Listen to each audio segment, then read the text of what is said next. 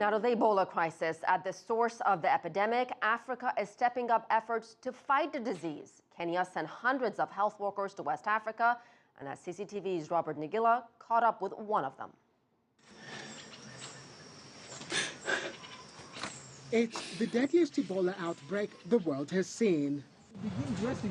And with hundreds of health workers dead, it's set to get worse. But Africa is answering the call for help. Meet 40-year-old David Wasambala. When Kenyan President Uhuru Kenyatta called for volunteers, this Nairobi doctor didn't hesitate.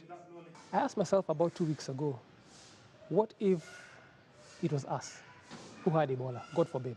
What if Ebola was in Kenya and ravaging us as it's doing in West Africa? Wouldn't we be praying for someone to look at us and say, you know what, let me go and help them? But it's certainly not an easy choice.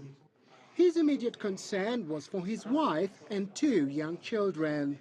It was a bit scary initially, but we talked through it, and the good thing, she's a nurse, so she understands all this. And she said, you know what, if you feel you need to go and help, and this is part of what we've been doing, we're humanitarians by nature, that's what we do as a family, that's what we do as the company we run and the charity trust that we run. And she said, you know what, do your thing. You go ahead and help our fellow Africans.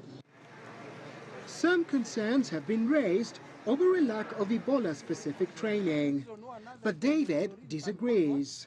That's what we were trained on as medical people, whether it's in the universities, in the colleges, medical doctors, whoever it is that did medical training. We are trained on the basics of infection prevention.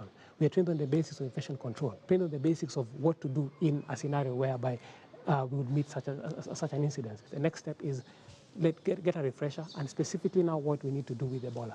David is one of 315 health workers heading to Ebola-affected West Africa.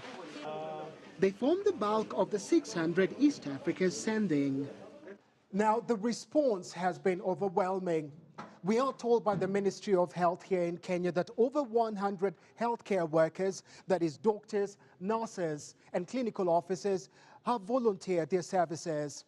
Now, after training, they will have between 48 hours and 2 weeks in which to report to their new posts.